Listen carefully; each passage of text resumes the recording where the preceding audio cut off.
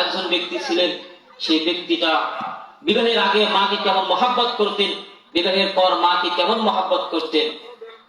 সেই ব্যক্তি হঠাৎ করে তার বাবা মারা গেল। মুসলমান বন্ধুরা আমার,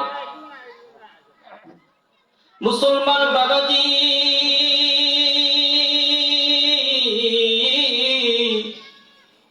এর মুসলমান বাবা গভীর মনোযোগ দিয়ে শুনবার মুসলমান বন্ধু, ও যুবকের যখন হঠাৎ করে বাবা মারা গেল, যুবক নিজের বাড়ির মধ্যে চলে আসলেন। বাড়িতে আসার পর দেখি কেমন জানি মানুষ তাদের বাড়ির মধ্যে পড়ে রয়েছে।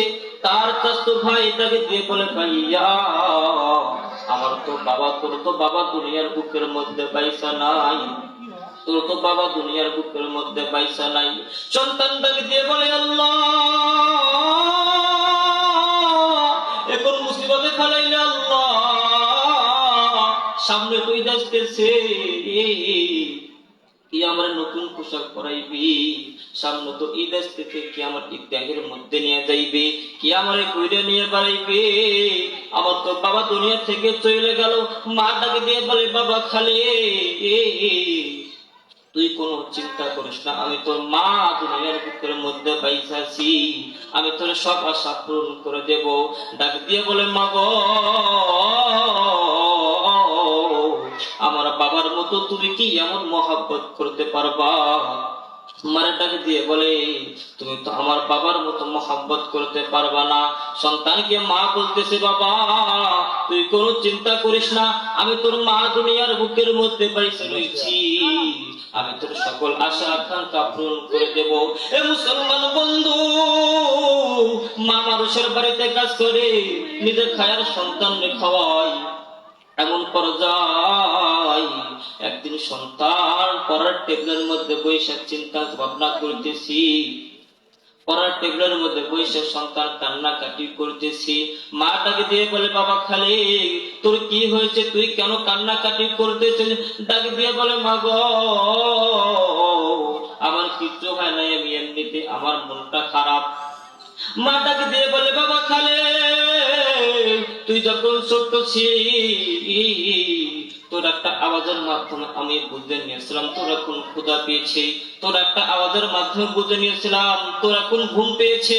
এ মুসলমান বন্ধু,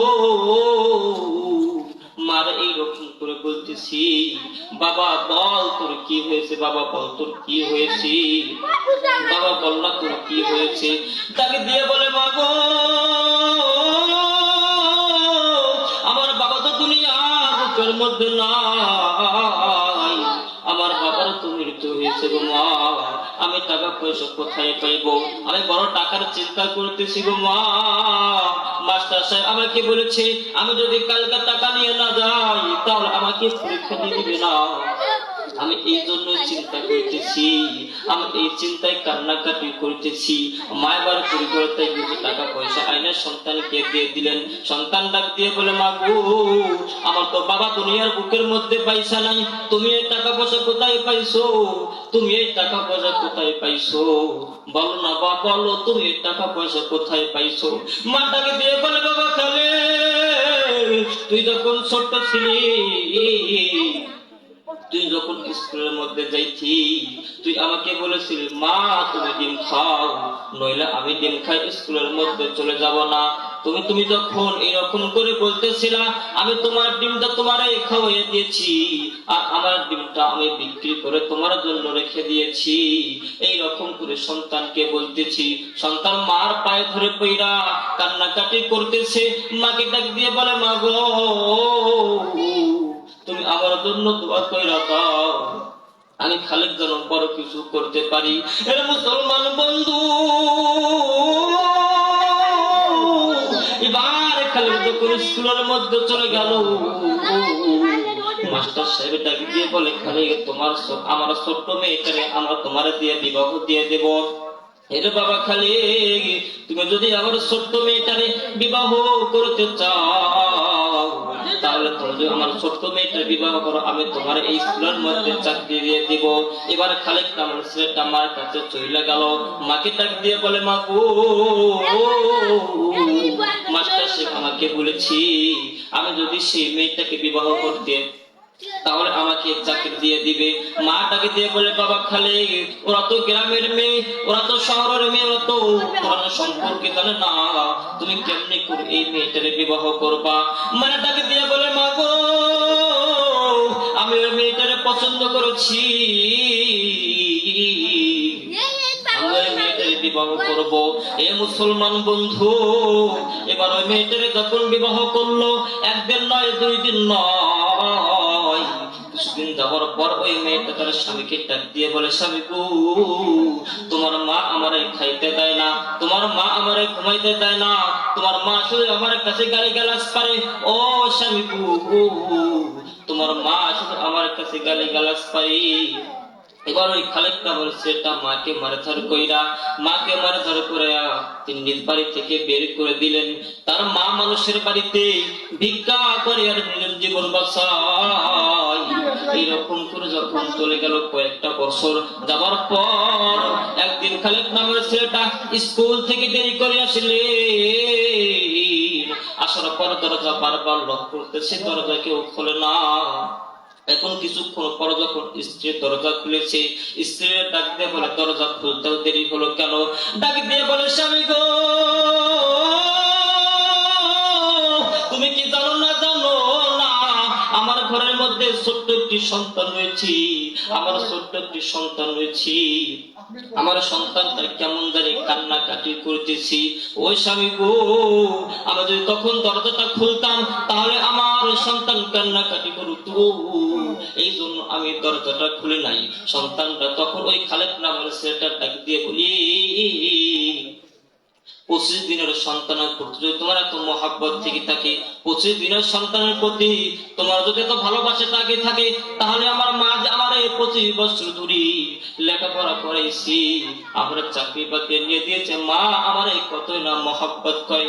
সন্তান এবার মার সন্তানের চলে গেছে, দিয়ে দেখে মা কেমন জানি কুড়ি ঘরের মধ্যে বৈশা,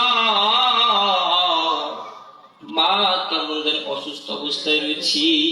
মারে যখন দরজার মধ্যে লক করেছে, মায়ের ডাক দিয়ে বলে মা গো আমার ভুল হয়ে গেছে, মা তুমি আমার দরজাটা খুলে দাও, মা আমি তোমার ছোট্ট সন্তান খালেক এসেছি। মা ডাক দিয়ে বলে বাবা খালেক আমি তোর স্ত্রীর আজকে মারে নাই, তুই কেন আমারে আবার মারার জন্য এসেছিস? মায়ের ডাক দিয়ে বলে মা গো আমি মারার জন্য আসি নাই, আমি ক্ষমা চাওয়ার জন্য এসেছি। এবার মার পা ধরে পড়ে মা গো ব্যাপারটা বুঝতে পারি নাই, আমার যখন সন্তান হয়েছি আমার 25 দিনের সন্তানের প্রতি আমার স্ত্রীর এত মহাব্বত, আমার স্ত্রীর এত ভালোবাসা, আমার তখন আমার আল্লাহ পাক রব্বুল আলামিন আমার অন্তরের চক্ষু খুলে দিয়েছি। তার না জানি আমার আল্লাহ পাক রব্বুল আলামিন আমার মার মনের মধ্যে কতটুকু ভালোবাসা দিয়েছি, আমার মার মনের মধ্যে কতটুকু ভালোবাসা দিয়েছি। আমার মা যে আমারে 25 বছর ধরে লেখাপড়া করাইছি, তাহলে মা আমার কত না মহাব্বত করে। এই যুবক বন্ধু এই মজলিসের মধ্যে কারজনী মা নাই, এই মজলিসের মধ্যে কারজনী বাবা নাই। আমার নবী করিম সাল্লাল্লাহু আলাইহি ওয়াসাল্লাম তো মাকে মহব্বত করেছিলেন। নবী করিম সাল্লাল্লাহু আলাইহি ওয়াসাল্লামের বিজাতুল খাদেম ছিলেন হযরত আনাস রাদিয়াল্লাহু তাআলা আনহু। হযরত আনাস রাদিয়াল্লাহু তাআলা আনহু তিনি যখন নিজ গৃহের মধ্যে গেলেন, মাকে সালাম দিলেন, মা সালাম ফিরে দিয়ে বলল বাবা আনাস তোর পেট কোন পিঠের সঙ্গে লাগিয়া গেছে? এ বাবা আনাস তুমি কি তোমার নবীর দরবারে খানা খাও না? তোমার পেট কোন পিঠের সঙ্গে লাগিয়া গেছে, তোমার কি হয়েছে বাবা আনাস?